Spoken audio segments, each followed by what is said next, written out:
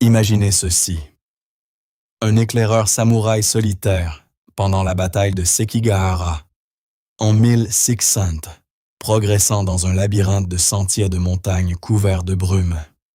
Pendant près de 72 heures consécutives, il est resté éveillé, alerte et d'une lucidité incroyable, alors que les guerriers tout autour de lui s'effondraient d'épuisement. Les historiens ont écrit qu'il se déplaçait comme s'il était guidé par quelque chose d'invisible.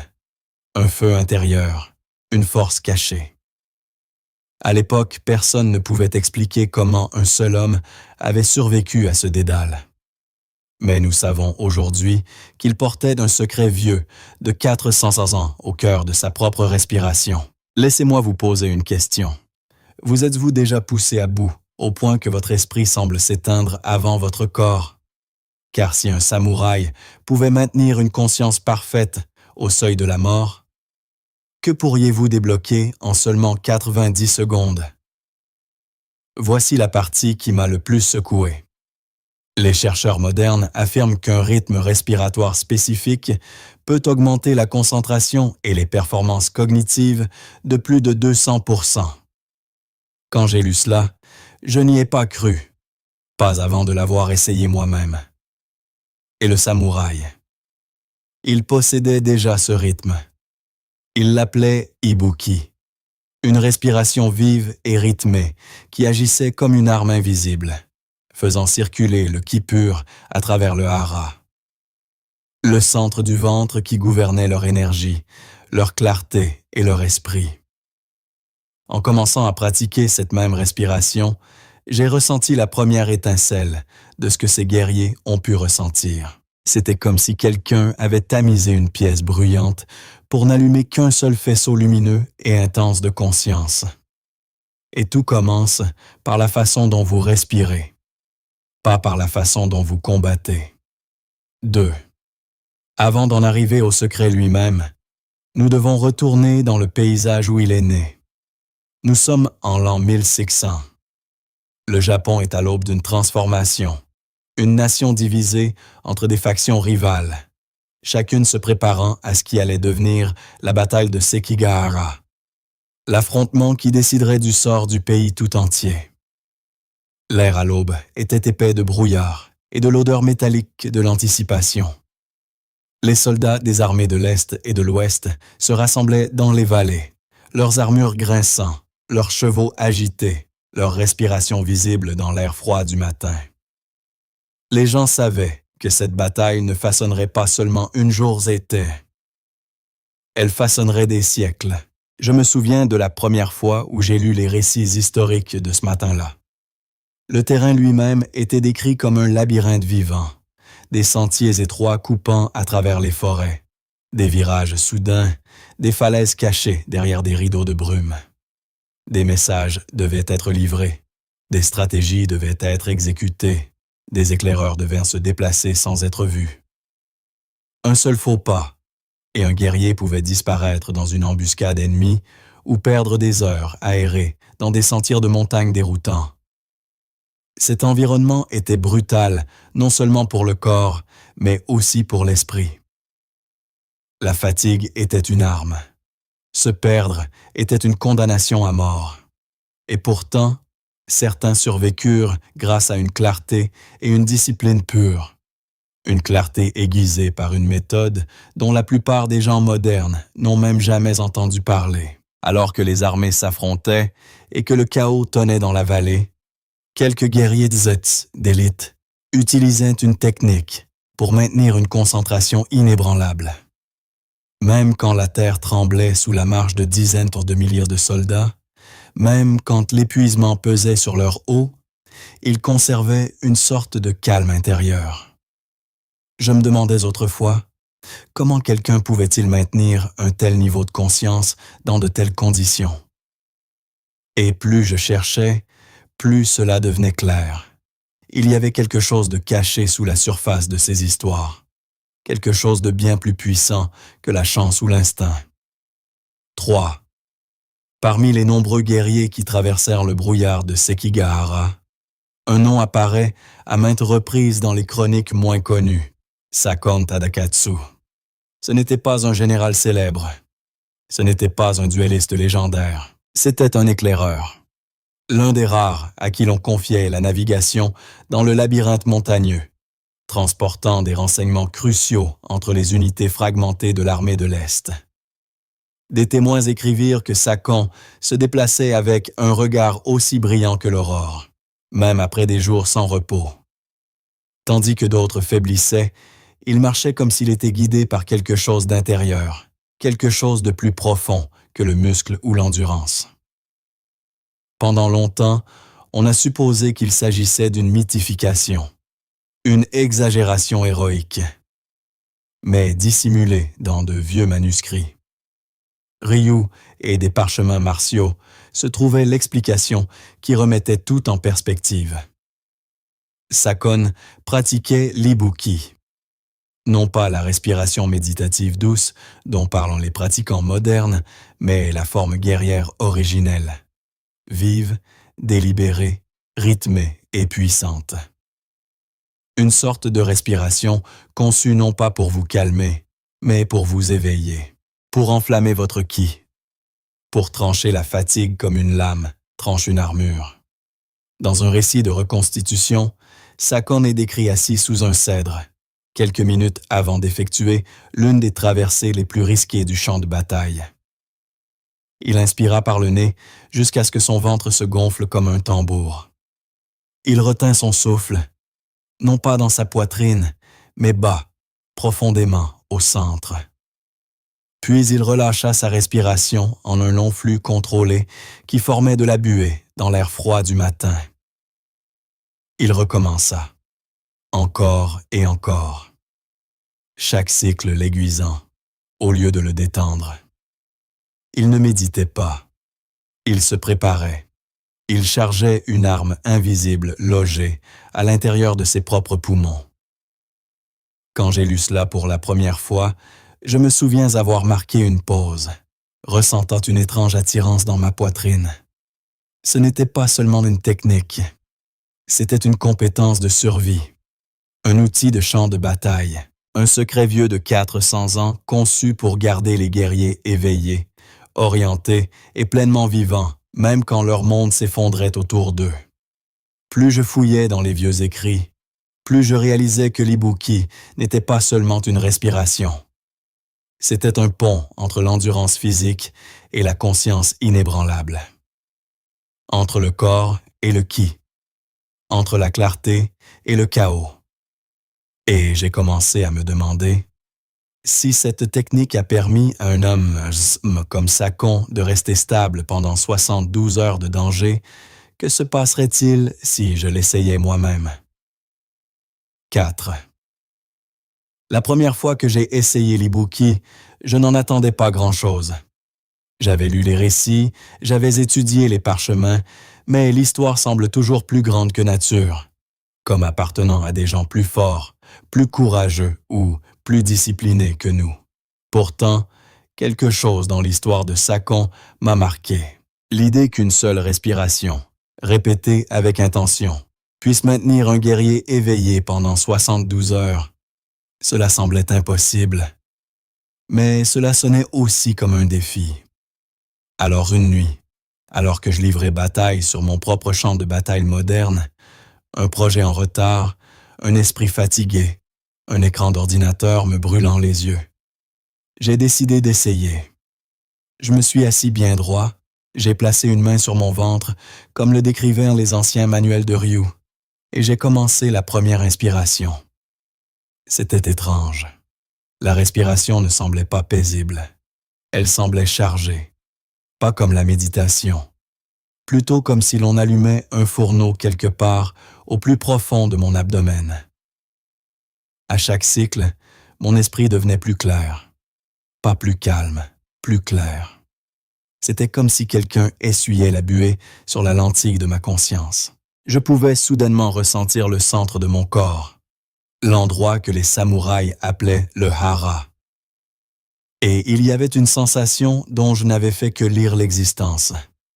Une pression, une chaleur, un rassemblement de quelque chose de vivant.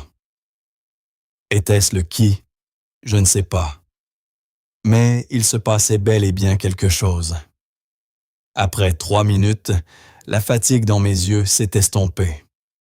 Après 5, je me sentais étrangement éveillé, présent d'une manière que la caféine ne m'avait jamais procurée. Et après 10, j'ai compris quelque chose que les vieilles histoires essayaient de dire depuis le début. L'ibuki n'était pas destiné à vous détendre. Il était destiné à réveiller le guerrier intérieur, à vous amener dans un état où vous ne pouvez pas dériver, ne pouvez pas faiblir, ne pouvez pas vous perdre dans l'épuisement. Et c'est à ce moment-là que j'ai réalisé pourquoi Sakon avait survécu au labyrinthe. Ce n'était pas la force, ce n'était pas la chance, c'était la respiration. Affinée au fil des siècles, aiguisée comme une lame, testée dans les conditions les plus rudes imaginables. Cette nuit-là, je me suis fait une promesse silencieuse. J'étudierai cette technique comme un guerrier étudie une arme. Car si l'ibuki pouvait transformer ne serait-ce qu'un seul être humain moderne, moi, alors de quoi d'autre était-il capable? 5. Plus j'explorais l'ibuki, plus je voulais comprendre pourquoi cela fonctionnait. Les samouraïs avaient leurs propres explications. Ki, intention, hara, feu intérieur. Mais je voulais voir ce que la science moderne pouvait révéler sur ce secret vieux de 400 ans. C'est alors que je suis tombé sur quelque chose de remarquable. Des recherches de l'Université de Kyoto, se concentrant sur la VFC, ou variabilité de la fréquence cardiaque. La VFC est l'un des marqueurs les plus importants de la résilience de votre système nerveux. Elle mesure les infimes variations entre les battements de cœur. Des variations si petites que vous ne pouvez pas les sentir, mais auxquelles votre système nerveux répond instantanément. Une VFC élevée signifie que vous pouvez passer du stress au calme, de la fatigue à la concentration, du chaos à la clarté avec facilité. Une VFC basse signifie que vous êtes enfermé dans la tension, épuisé, dans le flou, réactif.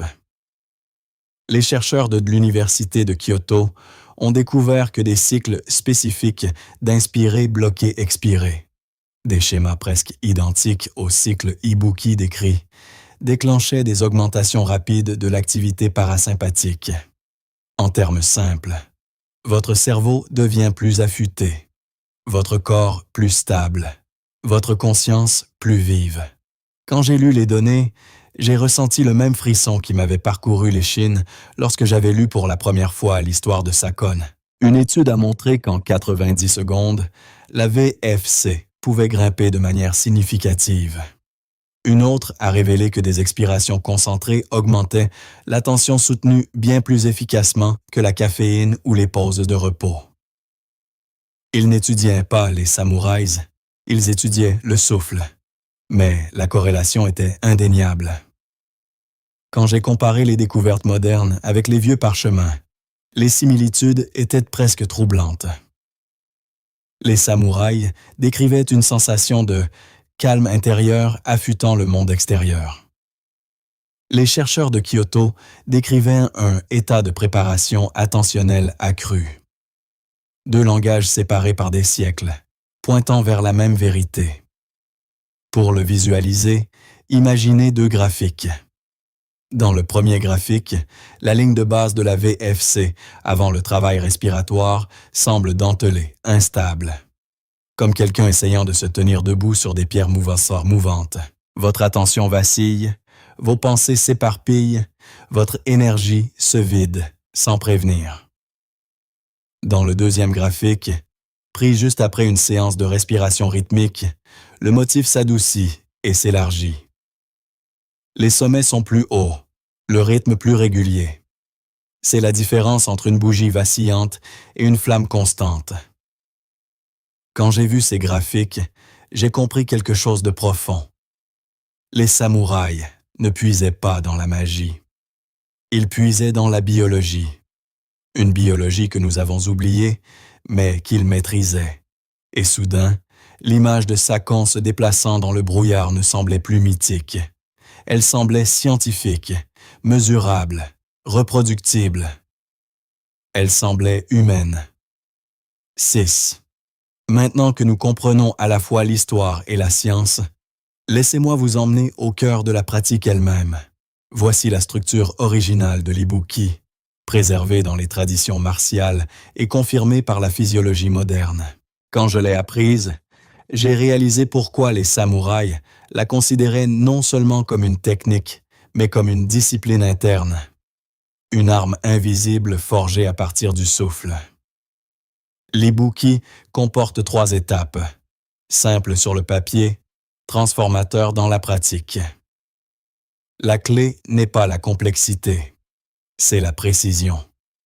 Chaque phase active une partie différente de votre système nerveux. Un mouvement différent du ki, un état d'esprit différent.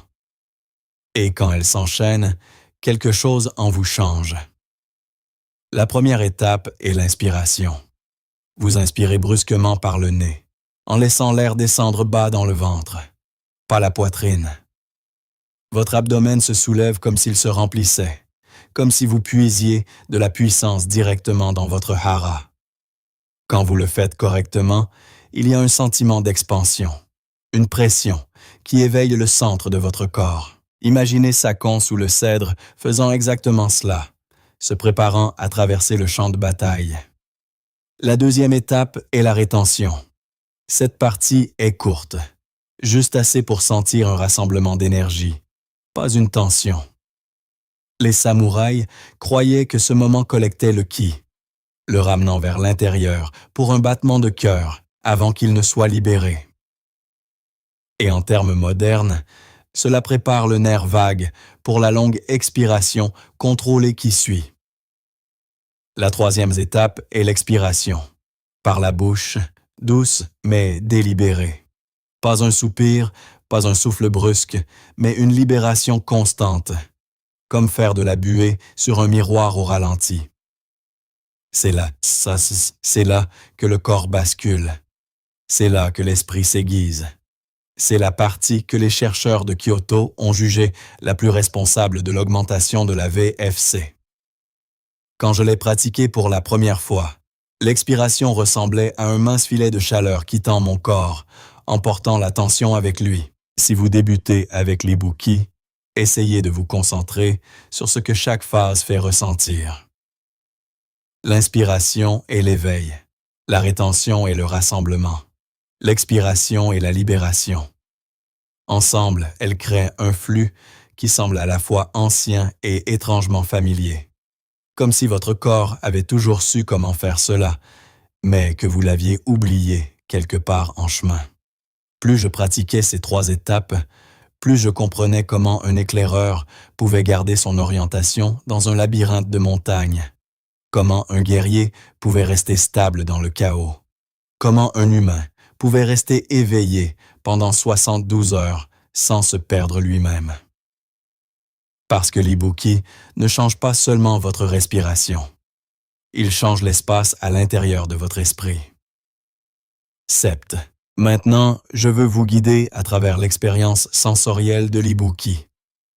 La façon dont les samouraïs l'auraient pratiqué. La façon dont je le pratique maintenant. La façon dont vous pouvez ressentir sa puissance immédiatement.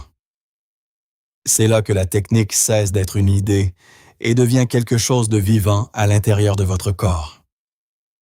Quand j'ai essayé ce cycle guidé pour la première fois, quelque chose a basculé en moi. C'était peut-être la concentration, peut-être le ki, peut-être les deux. Avant de commencer, asseyez-vous confortablement. Gardez la colonne vertébrale bien droite, mais sans raideur. Imaginez que vous êtes assis comme un guerrier au repos, alerte, ancré, présent. Laissez vos mains reposer sur vos cuisses ou légèrement sur votre ventre. Et maintenant, suivez ma voix exactement. Maintenant, inspirez. Sentez l'air descendre dans votre ventre. Laissez l'abdomen s'étendre comme une vague montante. Aspirez-en un peu plus. Retenez-le doucement. Maintenant, expirez lentement. Laissez le souffle s'échapper comme la brume s'effaçant dans l'air du matin. C'était un cycle. Recommençons, plus lentement, plus profondément, avec plus de conscience. Maintenant, inspirez. Remplissez le bas du ventre, sentez-le presser vers l'extérieur. Laissez le souffle descendre, pas monter. Retenez-le. Non comme une tension, mais comme un rassemblement. Maintenant, expirez lentement, plus longuement, plus doucement. Laissez les épaules se relâcher alors que l'air vous quitte. Encore une fois. Imaginez Sakon faisant cela sous le cèdre, quelques instants avant de s'élancer vers l'inconnu. Imaginez le samouraï qui faisait plus confiance à ce souffle qu'à la nourriture, au repos ou au monde qui l'entourait. Maintenant, inspirez. Le ventre se gonfle, la poitrine reste stable. Retenez-le. Sentez la chaleur monter. Maintenant, expirez lentement. Laissez tout ce qui est superflu s'évacuer du corps. Laissez l'esprit s'aiguiser. Laissez le ki se poser dans votre centre. Lorsque je guide des personnes à travers cette séquence, il y a toujours un moment, généralement après le 3e cycle, où leur visage s'adoucit, leur regard s'illumine et elles se redressent un peu plus. C'est le moment où le souffle prend racine, le moment où l'ibuki cesse d'être une technique pour devenir un état d'être. Avez-vous déjà ressenti un changement soudain à l'intérieur de votre corps, comme une clarté arrivant avant même que vous ne compreniez pourquoi? C'est ce que l'ibuki commence à ouvrir. Si vous êtes sensible, vous sentirez peut-être votre rythme cardiaque se stabiliser. Si vous êtes observateur, vous sentirez peut-être vos pensées s'espacer. Moins de bruit, plus d'intention. Si vous êtes fatigué, vous remarquerez peut-être une lueur derrière vos yeux. C'est le début de ce que les samouraïs appelaient le calme intérieur, le tranchant extérieur. C'est là que l'arme invisible s'éveille. 8. Avant qu'Ibuki ne devienne un allié fiable, une arme invisible que vous pouvez invoquer à tout moment, vous devez comprendre les erreurs qui l'affaiblissent. Même les samouraïs, aussi disciplinés qu'ils fussent, s'entraînaient pendant des années pour éviter ces erreurs subtiles. Quand j'ai commencé à pratiquer, je suis tombé dans chacune d'entre elles. Ce n'est que lorsque j'ai corrigé ces détails que la respiration a enfin semblé être ce secret vieux de 400 ans dont j'avais entendu parler. La première erreur est de lever les épaules pendant l'inspiration. Le conditionnement moderne au stress nous apprend à respirer haut dans la poitrine, en tirant les épaules vers le haut. Mais l'ibuki exige le contraire. Le souffle doit descendre bas, dans le hara. Si vos épaules se lèvent même un peu, l'énergie se disperse vers le haut. Les samouraïs pensaient que cela faisait flotter le ki, affaiblissant à la fois la concentration et la présence. Quand j'ai cessé de lever les épaules, la respiration a soudainement semblé plus lourde, plus ample, plus ancrée. La deuxième erreur est de forcer la rétention. Les débutants essaient souvent de bloquer l'air à l'intérieur de leur poitrine en utilisant la tension. Mais la rétention de l'ibuki n'est pas une crispation, c'est un rassemblement. Vous retenez juste assez pour sentir le souffle se poser, mais pas assez pour créer une contrainte. Trop de tension serre la gorge et bloque le flux. Trop peu, et l'expiration perd sa puissance. Je me souviens de la première fois où j'ai trouvé le bon équilibre. C'était comme si quelqu'un avait tourné une clé à l'intérieur de mon abdomen. La troisième erreur est de précipiter l'expiration. C'est l'erreur la plus courante. L'expiration de l'ibuki est le cœur de la technique, le moment où la clarté émerge. Mais si vous laissez l'air s'échapper brusquement de votre bouche, le système nerveux ne change pas d'état. C'est la libération lente qui déclenche l'augmentation de la VRC, décrite par les chercheurs de l'Université de Kyoto. Quand j'ai enfin égalé le rythme décrit dans les anciens parchemins, constant, chaud, comme de la brume par un matin d'hiver, j'ai ressenti le même calme que celui décrit par les samouraïs. Une autre erreur consiste à serrer la gorge. Une gorge serrée étouffe la respiration et affaisse le son. L'expiration originale de l'ibuki est audible, mais douce, comme l'acier glissant hors de son fourreau. Lorsque la gorge est détendue, le son devient sans effort, et l'énergie circule naturellement à travers la ligne centrale du corps. Et enfin, l'erreur dont peu de gens parlent. Perdre l'intention. L'ibuki n'est pas mécanique. Il vit à l'intersection de la respiration et de la conscience. Les samouraïs ne le pratiquaient pas comme un exercice de relaxation, mais comme une préparation à la présence. Quand votre esprit vagabonde, la respiration perd de son efficacité. Lorsque votre conscience s'aiguise, la respiration devient quelque chose de tout à fait différent, quelque chose de vivant. Avez-vous déjà remarqué à quel point faire quelque chose correctement est totalement différent quand votre attention est réellement là? C'est ce que vous visez. Pas la perfection, la présence. Une fois que ces erreurs se dissipent, la technique commence à se révéler d'elle-même. L'inspiration éveille, la rétention rassemble, l'expiration aiguise. Et lentement, respiration après respiration, vous commencez à comprendre pourquoi un guerrier y faisait plus confiance qu'au sommeil. 9. Maintenant que la technique est claire, faisons entrer l'ibuki dans le monde réel, le champ de bataille moderne auquel la plupart d'entre nous font face chaque jour. Les samouraïs utilisaient cette respiration pour survivre au chaos, maintenir leur clarté et traverser le danger sans se perdre. Aujourd'hui, les ennemis ont un aspect différent, mais la lutte intérieure est assez la même. La fatigue, la distraction, le brouillard mental, le stress qui épuise l'esprit bien avant de toucher le corps. Le premier domaine où l'ibuki devient puissant est l'étude. Je l'ai utilisé lors de nuits où mon esprit se noyait dans des pages de texte, quand les mots se brouillaient, quand la concentration semblait impossible. Seuls 3 cycles d'ibuki ont transformé l'expérience. La respiration ramène l'esprit au moment présent, non pas détendu et somnolent, mais éveillé et vif. Exactement l'état que les chercheurs de l'Université de Kyoto ont décrit comme la disponibilité attentionnelle. Si vous vous êtes déjà assis à votre bureau en sentant votre cerveau refuser de coopérer, l'ibuki est l'interrupteur qui rallume la lumière.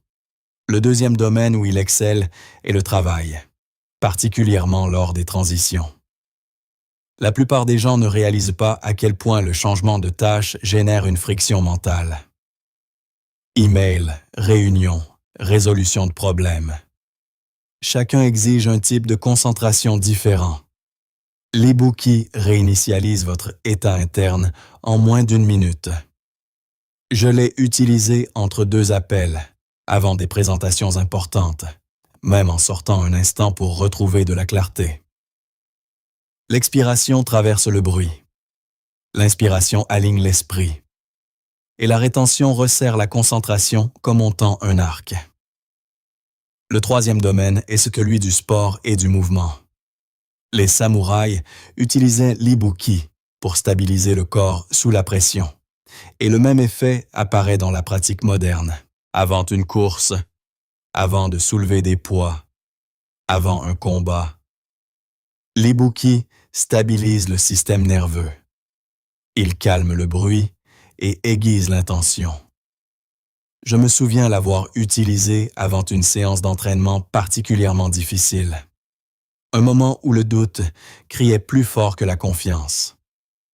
Après 3 cycles, l'hésitation s'est dissipée, remplacée par quelque chose de plus froid, de plus stable, de plus certain.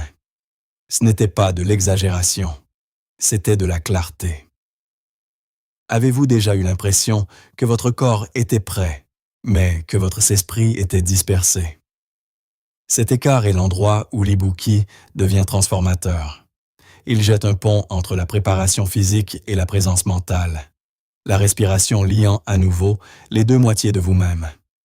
Et voici la partie la plus importante.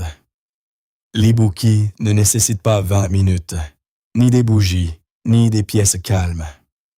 Il a été conçu pour des guerriers qui n'avaient pas de temps. Il a sa place au milieu de votre journée, dans le couloir avant un examen, dans la voiture avant le travail, à la salle de sport avant une série, dans la pause entre deux moments accablants. C'est là qu'il révèle sa puissance. C'est là que l'arme invisible devient la vôtre. 10. Pour ressentir véritablement la profondeur de l'ibuki, pas seulement comme une technique, mais comme un changement dans la façon dont votre esprit et votre corps fonctionnent, vous devez vivre avec pendant quelques jours. Les samouraïs ne pratiquaient pas l'ibuki une seule fois en espérant la maîtrise. Ils le répétaient quotidiennement, affûtant leur respiration comme ils affûtaient leur lame. J'ai donc conçu un essai simple de 7 jours, inspiré par leur discipline et aligné sur ce que la physiologie moderne nous enseigne sur la formation d'habitudes. Les jours 1 et 2, vous commencez par seulement 3 cycles le matin. Rien de spectaculaire, rien d'accablant. Quand j'ai commencé, ces 2 jours m'ont donné l'impression de réveiller une partie de moi-même qui était restée dormante pendant des années. Vous pourriez ressentir de la chaleur dans le ventre, de la clarté dans les yeux, de la stabilité dans la respiration. Vous pourriez aussi ne rien ressentir du tout, et c'est normal. Même les samouraïs écrivaient que les premiers jours consistaient à franchir la porte. Les jours 3 et 4, ajoutez 3 cycles supplémentaires juste avant d'étudier ou de travailler. C'est là que les choses commencent à changer de manière perceptible. En faisant cela, j'ai réalisé que mon esprit ne se laissait plus distraire aussi facilement. Les tâches semblaient plus fluides.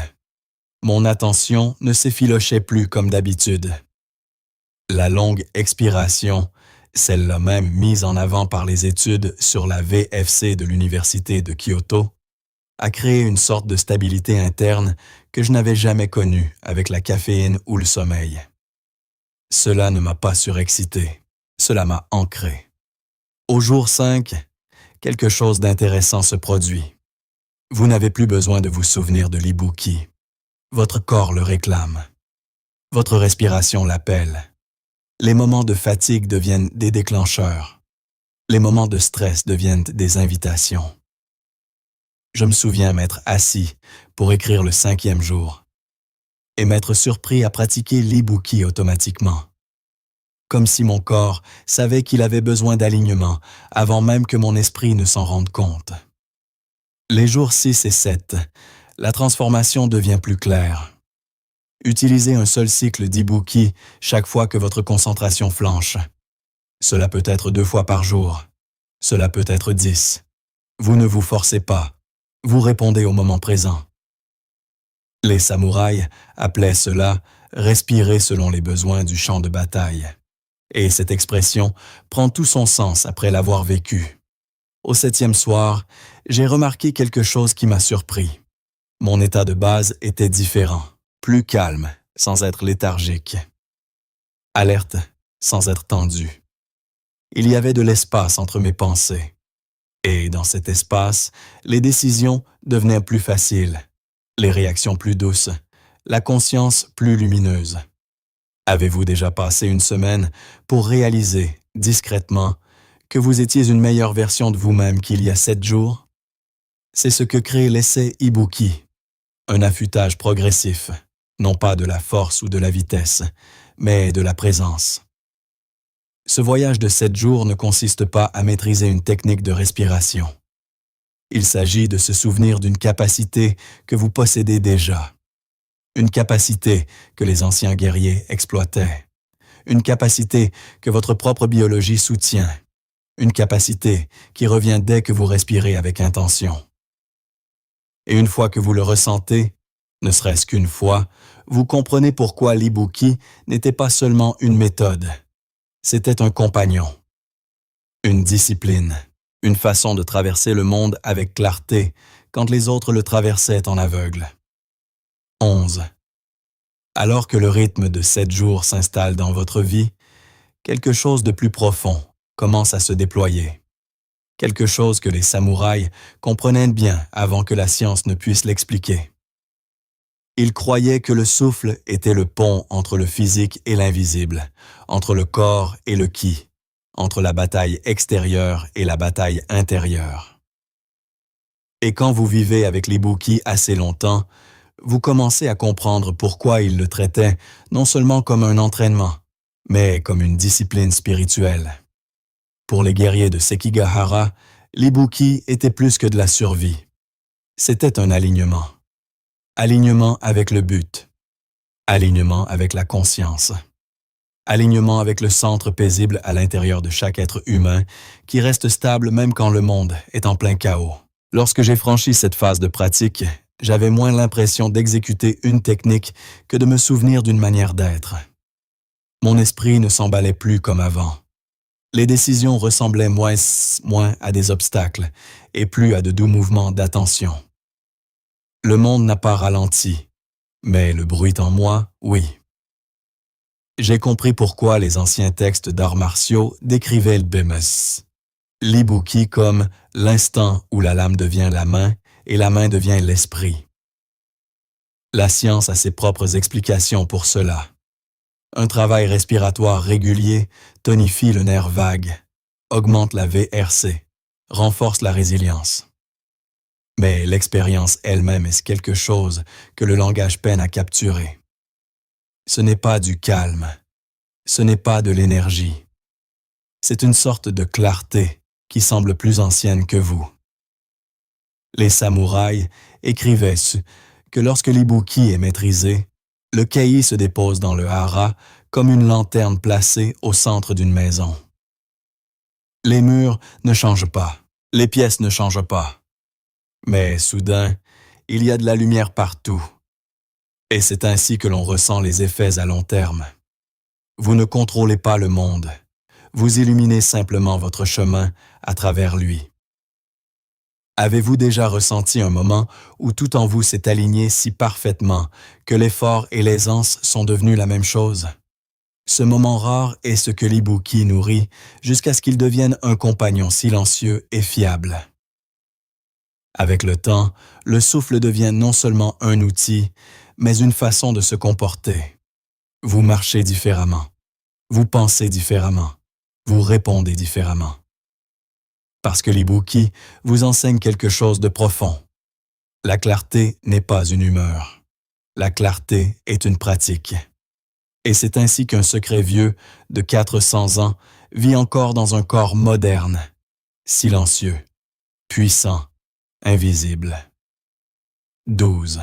Quand je repense à tout ce que l'Ibuki m'a révélé, l'histoire, la science, l'expérience à l'intérieur de mon propre corps, je suis frappé par la façon dont ces mondes s'articulent harmonieusement.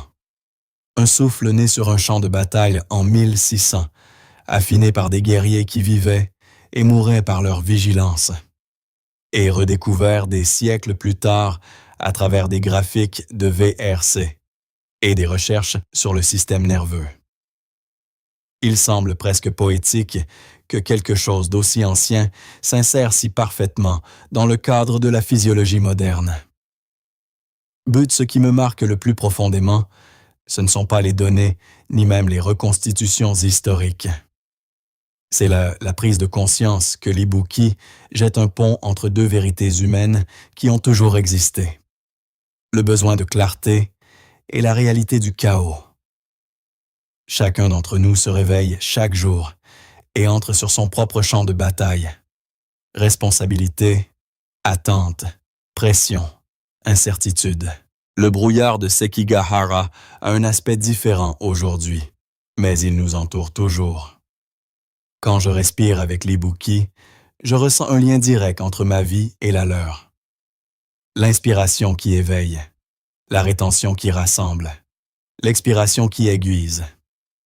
Ces mouvements sont les mêmes que ceux que Sakon utilisait sous le cèdre, les mêmes mouvements auxquels les samouraïs faisaient confiance lorsqu'ils n'avaient aucun droit à l'erreur, aucun luxe de fatigue, aucune marge pour la confusion.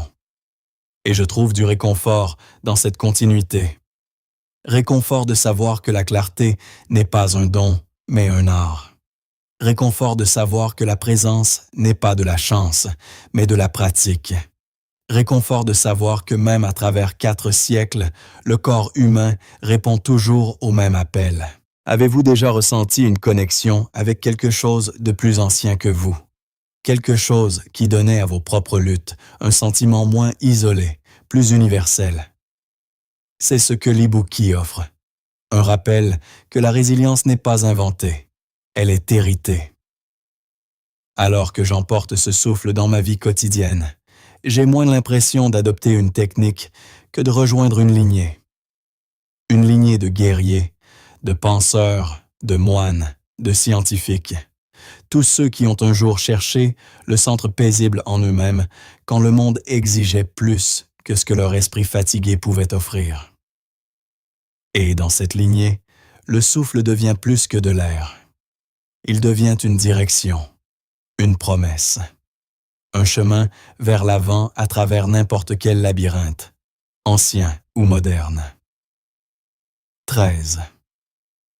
Si vous avez suivi ce voyage depuis les sentiers brumeux de Sekigahara jusqu'à la chaleur qui s'accumule maintenant dans votre propre hara, alors vous comprenez déjà le cœur de cette pratique. L'ibuki n'est pas seulement une méthode de respiration. Ce n'est pas seulement une légende de samouraï. Ce n'est pas seulement une curiosité scientifique validée par des études sur la VRC de l'Université de Kyoto.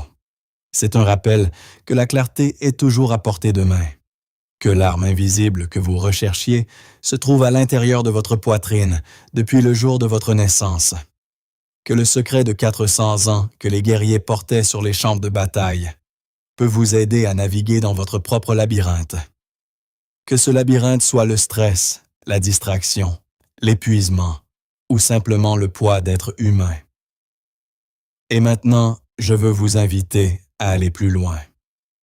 Si ce souffle a fait naître en vous ne serait-ce qu'un instant de présence, imaginez ce qu'il peut faire en 21 jours. Imaginez comment vos matinées pourraient être ressenties. Imaginez comment votre concentration pourrait s'aiguiser. Imaginez comment votre monde intérieur pourrait se stabiliser pour devenir quelque chose de plus constant, de plus clair, de plus intentionnel que tout ce que vous avez connu auparavant. J'ai créé le défi de maîtrise de la respiration de 21 jours exactement pour cette raison, pour vous aider à construire une discipline personnelle qui se renforce à chaque inspiration, chaque rétention, chaque expiration lente. Une discipline qui vous connecte non seulement à votre biologie, mais à une lignée de guerriers qui comprenaient ce que signifiait rester présent au milieu du chaos. Si vous voulez plus de pratiques comme celle-ci, plus de secrets ancrés dans l'histoire et confirmés par la science, assurez-vous de vous abonner, d'activer les notifications et de rejoindre le défi. Cette chaîne est l'endroit où la respiration ancestrale rencontre les neurosciences modernes, là où la tradition rencontre la transformation. Votre respiration est votre première compagne, votre plus ancien maître, votre arme invisible. Utilisez-la bien. On se retrouve au prochain entraînement.